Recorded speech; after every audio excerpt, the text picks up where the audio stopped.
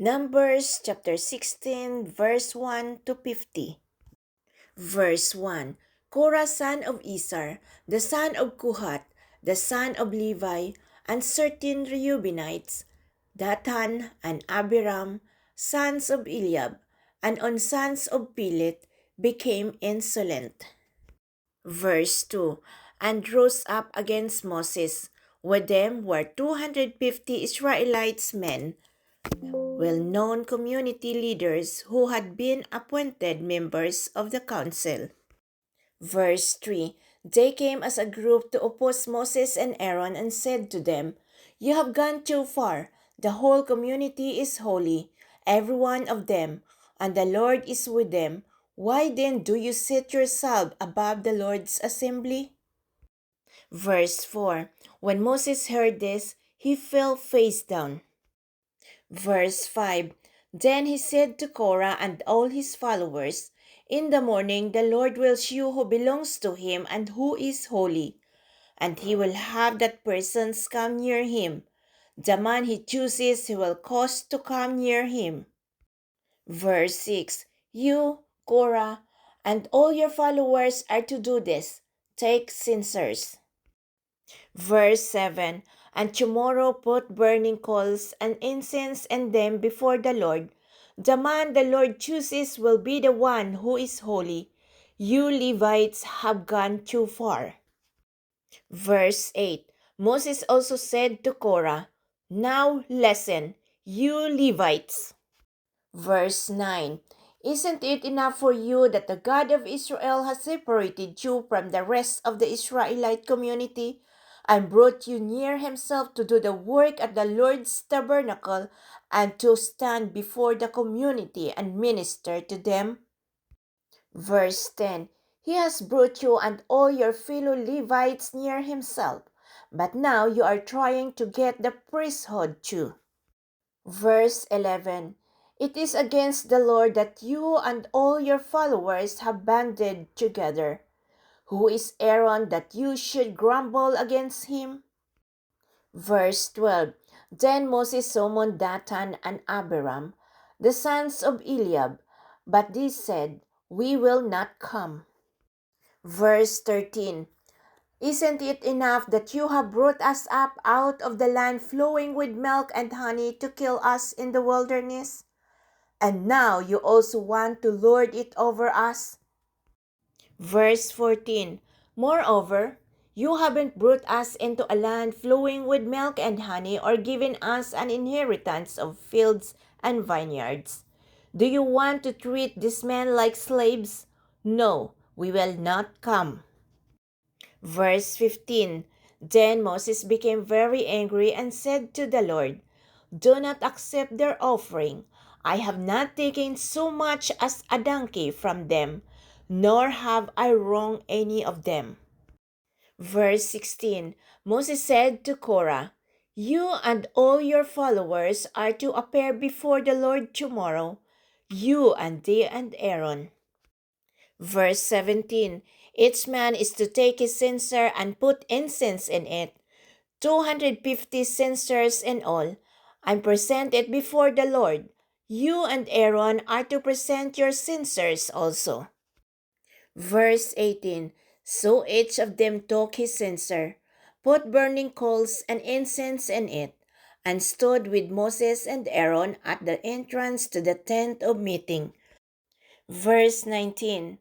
When Korah had gathered all his followers in oppositions to them at the entrance to the tent of meeting, the glory of the Lord appeared to the entire assembly. Verse 20. The Lord said to Moses and Aaron. Verse 21. Separate yourselves from this assembly so I can put an end to them at once.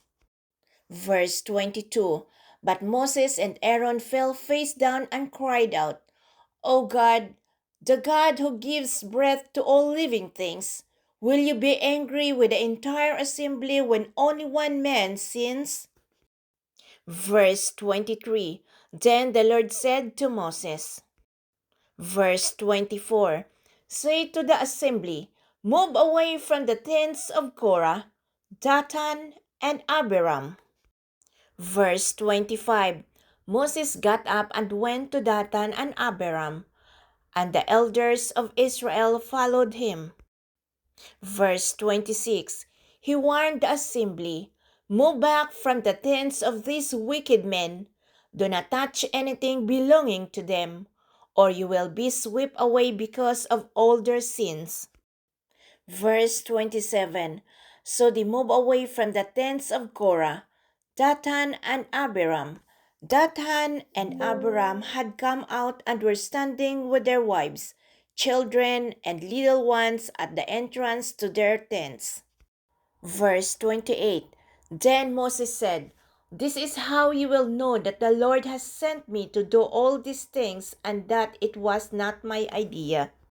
Verse 29, if these men die a natural death and suffer a fate of all mankind, then the Lord has not sent me. Verse 30, but if the Lord brings about something totally new, and the earth opens its mouth and swallows them, with everything that belongs to them, and they go down alive into the realm of the dead, then you will know that these men have treated the Lord with contempt. Verse 31, as soon as he finished saying all this, the ground under them split apart. Verse 32, and the earth opened its mouth and swallowed them and their households, and all those associated with Korah, together with their possessions. Verse 33, they went down alive into the realm of the dead, with everything they owned. The earth closed over them, and they perished and were gone from the community. Verse 34, all their cries, all the Israelites around them fled, shouting, "The earth is going to swallow us too." Verse 35, and fire came out from the Lord and consumed the 250 men who were offering the incense. Verse 36, the Lord said to Moses. Verse 37, tell Eleazar, son of Aaron, the priest, to remove the censers from the charred remains and scatter the coals some distance away, for the censers are holy. Verse 38, the censers of the men who sinned at the cost of their lives hammered the censers into sheets to overlay the altar, for they were presented before the Lord and have become holy. Let them be a sign to the Israelites. Verse 39, so Eleazar the priest collected the bronze censers brought by those who had been burned to death, and he had them hammered out to overlay the altar. Verse 40, as the Lord directed him through Moses, this was to remind the Israelites that no one except a descendant of Aaron should come to burn incense before the Lord, or he would become like Korah and his followers. Verse 41, the next day the whole Israelite community grumbled against Moses and Aaron. You have killed the Lord's people, they said. Verse 42, but when the assembly gathered in opposition to Moses and Aaron and turned toward the tent of meeting, suddenly the cloud covered it and the glory of the Lord appeared. Verse 43, then Moses and Aaron went to the front of the tent of meeting. Verse 44, and the Lord said to Moses. Verse 45, get away from this assembly so I can put an end to them at once. And they fell face down. Verse 46, then Moses said to Aaron, take your censer and put incense in it, along with burning coals from the altar, and hurry to the assembly to make atonement for them. Wrath has come out from the Lord. The plague has started. Verse 47, so Aaron did as Moses said, and ran into the midst of the assembly. The plague had already started among the people, but Aaron offered the incense and made atonement for them. Verse 48, he stood between the living and the dead, and the plague stopped. Verse 49, but 14,700 people died from the plague, in addition to those who had died because of Korah. Verse 50. Then Aaron returned to Moses at the entrance to the tent of meeting, for the plague had stopped.